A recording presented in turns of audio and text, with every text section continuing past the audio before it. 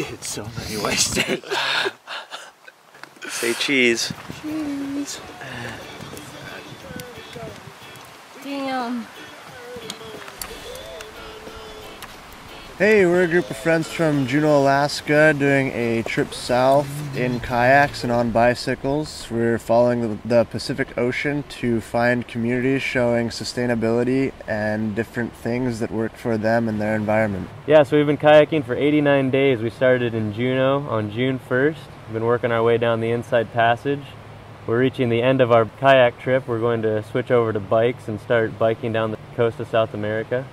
And we've been working on this film project where we're trying to find people that are living localized lifestyles, going to sustainable communities and trying to document and celebrate those things that we find there.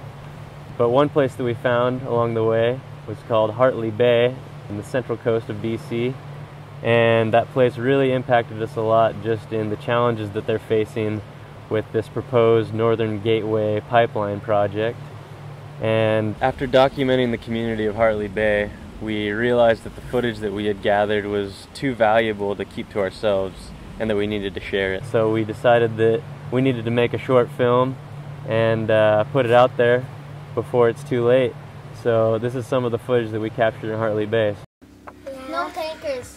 What does that mean? No tankers. It means we don't want oil tankers to come. Why not? Because, do you eat fish? I eat fish. Because if the oil dump, everything in the water be dead. It will be a different world. And gas and oil rules this world. To put it bluntly, if there was an oil spill, and there will be an oil spill, there's no doubt about that. When it happens, we won't be doing this right now. My whole way of life will be completely altered forever. You know, that's where the gitga'at people will, that would be the end of us. I don't want to sacrifice that. That's my biggest fear, is that they'll allow it to go through and then one day Hartley Bay is just going to be gone. We won't be able to fish, we won't be able to hunt, we won't be able to gather our berries and all the other foods that we need.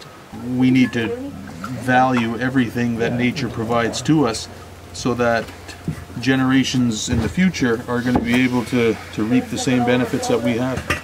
We're just so rich from the sea. The sea has provided well for our people.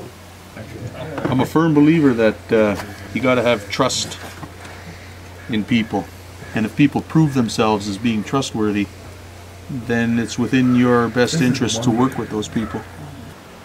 I'm so happy that we're not fighting this alone. It's sort of calming to know that it's not just us fighting this.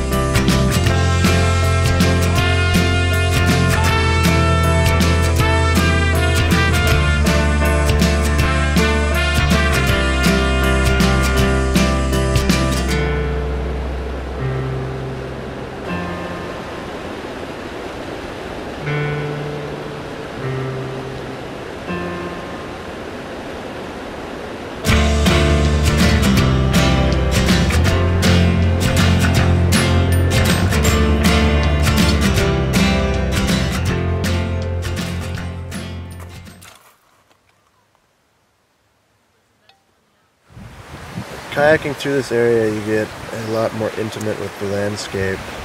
You see the whales jumping out of the water, the fish swimming through the sea, and how many community members from all these different spots live off of the land, and they need these resources to sustain their livelihoods and live the lives that they've been living for thousands of years. You know, you cannot, it's not possible to uproot that society, that culture, and move it somewhere else. It has been lost in that process. So I think that's something that really has to be stressed, is to understand that these First Nations communities are not, their culture cannot be transplanted. Their culture is in their place. And,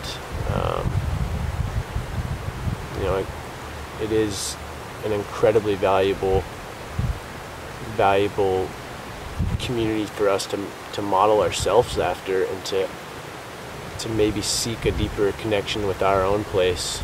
There are magical places on the planet, and they are there. You feel them when you're there, and an oil spill on this coast would just devastate it. People are so disconnected from this world that they don't understand that it's part of them. They don't understand that when it blows southeast in Vancouver, they're breathing oxygen made by trees, fed by salmon. The main thing to keep in mind is that we have a very precious environment on the north coast, and it's protected through the Great Bear Rainforest, and we'll destroy that. And that has a huge impact on First Nation peoples and other people that live along there. It has a huge impact on businesses and so on, but it has a huge impact on British Columbians generally. It's unlikely, from what little I know, that there's enough money to pay the kind of claims that people are estimating. We hear cost estimates of $20 to $40 billion, similar to those in the Gulf of Mexico, for cleanup, but nobody seems to know how they're going to clean it up. So anyway, there'll be all the lawsuits and all the rest of it, and you can be sure that in the end it's probably the taxpayers of British Columbia and the businesses of British Columbia that will pay. So yeah, I just think, you know, I'm not against all development or anything, but at some point you have to realize that the risks just aren't worth it. The juice isn't worth the squeeze. And also, you know, it's always important to look at who benefits from the risk and who actually bears the risk. You know, it's the people who benefit from this, very few.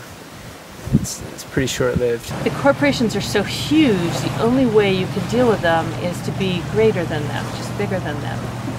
And humanity knows that we're in deep trouble. I know that it is tugging at a lot of people's souls.